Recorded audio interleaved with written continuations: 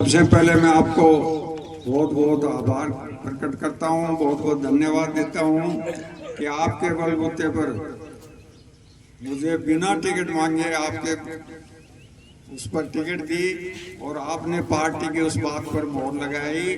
और 10 साल से जो कांग्रेस का प्रत्याशी वहां नहीं जा रहा था लोकसभा में, उसमें आपके विधानसभा का बहुत बड़ा योगदान रहा। आपने सबके पास हम पहुंच भी नहीं सके होंगे, बहुत कोशिश करी, पर आपने फिर भी अच्छा समर्थन दिया और लोकसभा में आपके प्रतिनिधि के रूप में मुझे यहाँ से भेजा।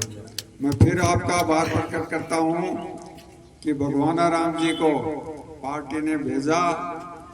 बहुत दूसरे तरीके के लोग थे, उनके बीच में आपके पास में आए और कुछ लोग तो ये कहते थे कि 5-4 हजार वोट में सट जाएंगे, उनको आपने विधानसभा में भेजा। उसके लिए भी आपका बहुत आभार, बहुत बहुत धन्यवाद। अब वो संजय जी और आप सब लोग, सुजिंदर जी, आप इनको ओढ़ दे रहे थे भाई, इन्होंने तो भेजा नहीं, इन्होंने तो मौका दिया नहीं सेवा की। अब को खाम खाई मुसल रोड है, उनको तो ये किया, इन्होंने तो नहीं भेजा, इन्होंने तो सही निर्णय लिया है। हाँ, ये जरूर है कि अब डराने की कोशिश की जा रही है। भारत जोड़ो यात्रा थी और उसमें एक ही नारा था हमारे नेता का, ड्रो मत, ड्रो मत। देश में जो भय का वातावरण बना रखा था 10 साल से, वो जो भारत जोड़ो यात्रा थी जिसने कश्मीर से लेके कन्याकुमारी तक उस भय को दूर किया, और उसी का परिणाम था कि जो लोग कह रहे थे अब के 400 पार, उनको लाके सिर्फ 20 सीट का अंतर छोड़ा। वो तो हमारे ही जो इंडिया ब्लॉक बनाने वाले थे वो चले गए, बिहार वाले, नहीं तो जो बैसाखियों के सारे सरकार बनी हुई है ना, 2 बैसाखियों के सारे, एक नीतीश जी, एक नायडू जी, वो इधर ही आ जाता। ये देश की जनता है, इसने उनका भय नहीं सुना, तो यहाँ जो हमारे जैसे छोटे मोटे हैं उनके भय कहाँ चलेगा।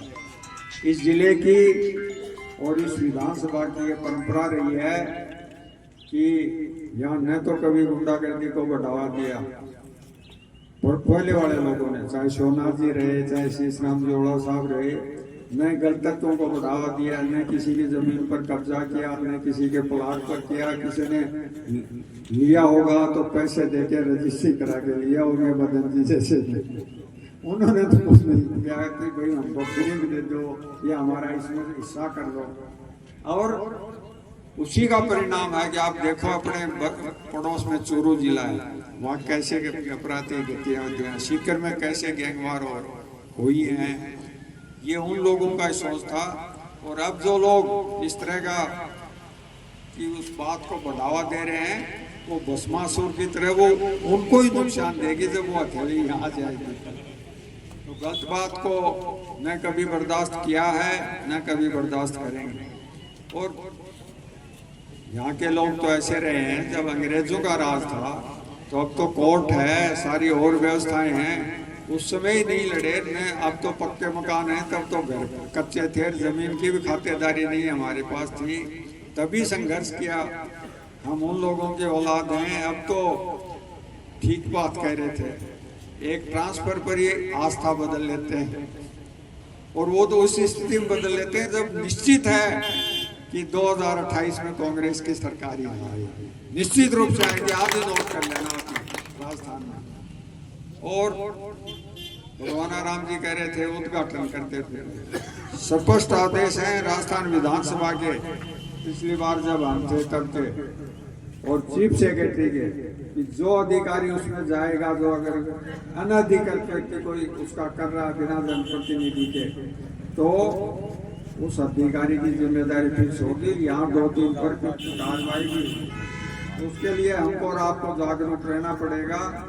और बिना किसी अधिकार के कोई लोग अगर ऐसी दुस्साहस करते हैं तो फिर आपके पास भी अवसर आएगा, उसमें ये जनता बहुत छुपा के रखती है, जो अपना कोर्डा है वो बहुत तरीके से मारती है। इस तरह की तो ये बातें नहीं, न कभी अपराध को बढ़ावा दिया, न अपराध को कभी संरक्षण दिया, न भूमाफिया को संरक्षण दिया। अब तो स्थिति ये हो रही है कि मुझे कल वो मिले थे केडिया जी, बोलो 3 नंबर रोड पर भी साफ कर लिए मदन जी का आसपास भी। तो इस तरह की जो स्थितियां हैं ये ज्यादा दिन चलने वाली नहीं, ये सब समझती है जनता, बहुत समझदार है।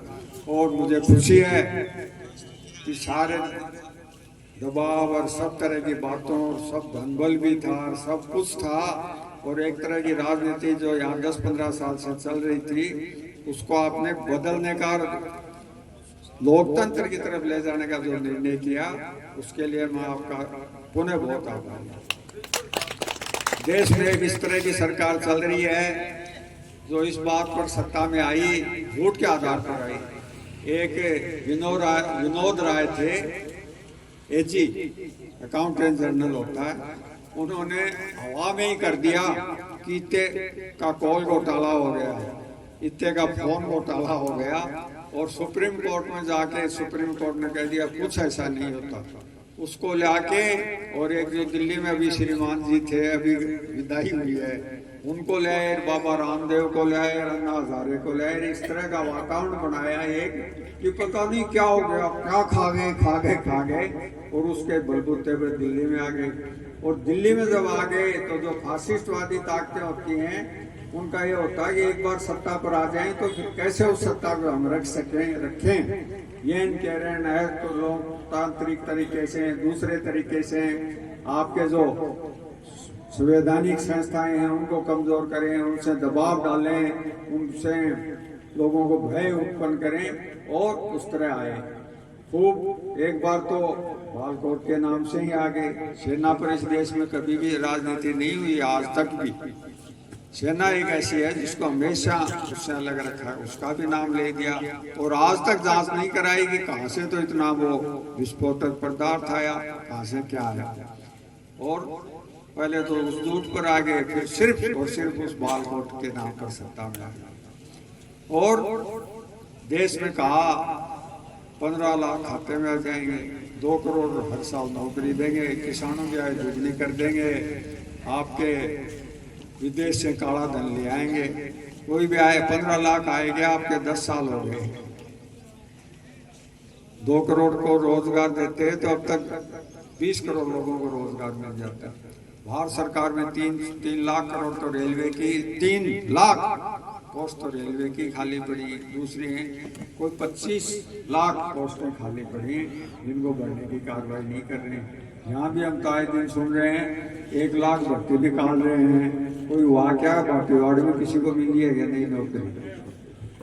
तो सिर्फ और सिर्फ ये झूठ के सहारे पर चलाना चाहते हैं। फिर ये कहा यहाँ जब हमारी सरकार थी 25 लाख रुपये तो इलाज के लिए देते थे, पेंशन देते थे, आपकी बिजली के घर के बिल माफ किए, कृषि के बिल माफ किए। आपके अडावता में आई थी प्रियंका जी, उस दिन घोषणा की मुख्यमंत्री ने कि हम 400 रुपये में देंगे सिलेंडर। इन्होंने कहा हम तो उससे भी कम में दे देंगे। और आज क्या स्थिति है, आपको जो नए कनेक्शन हो रहे हैं ना उसमें 1 पैसे की नहीं दे रहे हैं, और फीडर आपके 189 या 90 फीडर प्राइवेट में दे रहे हैं। वो उस बात की शुरुआत है जो आपके ये जो बिजली की छूट मिल रही है ना खेती में घरों में, वो खत्म करने की। वो 5 लाख कर दिए जो इलाज की बात थी। हमारी सरकार ने तो ये किया था कि आप चाहे बम्बई में कराओ, चाहे चेन्नई में कराओ, चाहे दिल्ली में कराओ, कहीं भी कराओ,